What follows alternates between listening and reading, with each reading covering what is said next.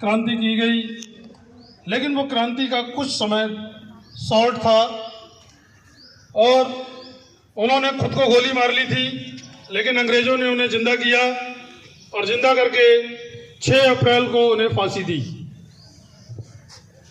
6 अप्रैल 1857 को उनकी फांसी के बाद अंग्रेजों को ऐसा लग रहा था कि क्रांति का दमन हो चुका है, लेकिन वो क्रांति की आग धीरे धीरे सुलग रही थी और 1857 में वो आग मेरठ में उगल पड़ी।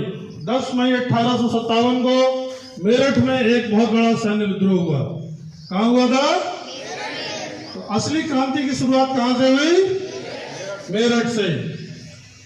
और उसकी आग बरेली में भी आई, और बरेली में जब उसकी आग आई तो यहाँ पर 1857 में क्रांति का नेतृत्व वक्त खान ने किया था। किसने किया था?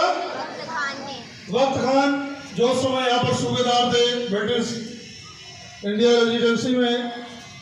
उन्होंने विद्रोह किया और विद्रोह करने के बाद तुरंत खान बहादुर खान, जो यहाँ के नवाब रहा करते थे, उनको उन्होंने अपना नेता बनाया। किसको बनाया? खान बहादुर खान को। और खान बहादुर खान ने यहाँ पर एक अपनी सरकार स्थापित की, जो रोहिलखंड की सरकार कहलाती है, और उसमें उन्होंने मुंशी शोभाराम को अपना दीवान बनाया। किसको बनाया? शोभाराम को अपना दीवान बनाया। 1857 में ये जो 3 नाम आप देख रहे हैं, ये बरेली के बहुत महत्वपूर्ण नाम है। बरेली जो उस समय रोहिलखंड डिवीजन थी, रोहिलखंड में बदायूं, शाहजहांपुर, पीलीभीत, मुरादाबाद, बिजनौर, इतना क्षेत्र आता था रोहिलखंड डिवीजन के अंतर्गत। इस डिवीजन में जब क्रांति हुई तो अंग्रेजों को बड़ा झटका लगा और यहाँ पर जितने यूरोपियन थे लगभग सभी मारे गए। यहाँ से जो वक्त खान है, बरेली के ही थे, बिजनौर में इनका जन्म हुआ था, और ये यहाँ से कूच कर गए दिल्ली। दिल्ली में क्रांति का नेतृत्व कौन कर रहा था? दिल्ली में नेतृत्व कौन कर रहा था? बहादुर शाह जफर। कौन कर रहा था? बहादुर शाह जफर। उनके पास कोई कमांडर नहीं था। उनका लड़का नजीब-उद-दौला को कमांडर बनाया गया था, लेकिन उसे क्रांति का कोई अनुभव नहीं था, उसे सैन्य प्रशासन का कोई अनुभव नहीं था, और वो नील बटे सन्नाटा था, इसलिए क्रांति वहाँ अच्छी तरीके से नहीं चल पा रही थी।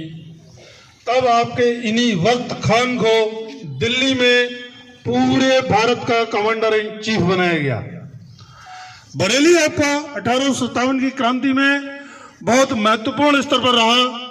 बरेली में भी काम रहा और दिल्ली में भी। पूरे सैनिक विद्रोह की कमान आपके वक्त खान के हाथ में थी। किसके हाथ में थी? वक्त खान के। बरेली में जो आपके दीवान शोभाराम थे, इनने बरेली में बहुत अच्छी तरीके से संगठन किया और पैसे की व्यवस्था की, और एक इतनी मजबूत सेना खड़ी कर दी। जैसे भारत के और प्रांतों में हम देखेंगे 1857 की क्रांति के दौरान जब क्रांतिकारियों को पैसे की कमी पड़ी तो उन्होंने आम जनता को लूटना शुरू कर दिया, लेकिन बरेली में ऐसा नहीं हुआ। बरेली में बहुत व्यवस्थित तरीके से मुंशी शोभाराम ने कर उगाही करके एक बहुत अच्छा सैन्य बेस दिया, जिससे बरेली अंतिम समय तक लड़ता रहा।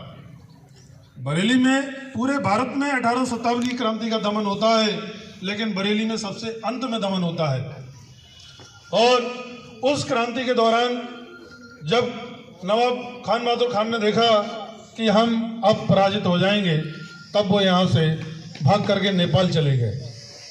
नेपाल के राजा और वहाँ की जनता ने उन्हें पकड़कर ब्रिटिश सरकार के हवाले कर दिया।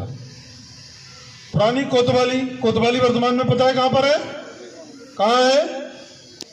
रोडवेज के पास में, सबको पता है कोतवाली। लेकिन जो उस समय कोतवाली थी, वो कोतवाली हरसायमल ज्वेलर्स है, उनके बराबर में जो मैदान है, जो ऑफिस बना हुआ है, वही कोतवाली था। इस कोतवाली पर खान बहादुर खान को फांसी दी गई और उनके 257 कितने 257 क्रांतिकारियों को एक साथ बरगद के पेड़ पर लटका करके शहीद किया गया। 2006 तक वहां पर कोई भी इंतजाम नहीं थे। हमारे देश की इतनी बड़ी निराशा है कि यहाँ क्रांतिकारियों को किसी ने आगे बढ़कर पूछा। एक संगठन बरेली में हुआ करता था, अखिल भारतीय समाजवादी जनता, जिसमें मैं भी उस समय जुड़ा हुआ था। मैं उसमें जुड़ा हुआ था 90 से, और 23 जनवरी को सुभाष चंद्र बोस का जन्मदिन मनाते हैं, और 22 जनवरी को सुबह सुबह आकर के वो लोग वहां पर हवन करते थे इन्हीं क्रांतिकारियों को शहादत देने के लिए। जब हम लोग सुबह सुबह वहां पहुंचते थे तो इतनी बड़ी घास खड़ी होती थी कि मैं पूरा घुस जाता था उसके अंदर, इतनी बड़ी घास होती थी। वहां पर कोई भी व्यवस्था नहीं थी। पेड़ जो था अनिश्चित अनधिकृत रूप से बड़ा हुआ था, कोई बोर्ड नहीं लगा हुआ था। इन लोगों ने लगातार अखिल भारतीय समाजवादी जनता, जिसमें श्री सतपाल सिंह गंगवार जी और किशन लाल सक्सेना जी, ये दो लोग लगातार लगे रहे। और 2006 में हमारे मुख्यमंत्री माननीय मुलायम सिंह यादव जी के द्वारा वहां पर एक बहुत बड़ा शहीद प्रतीक चिन्ह बनाया गया, जिस पर उन 257 क्रांतिकारियों के नाम लिखे हुए हैं।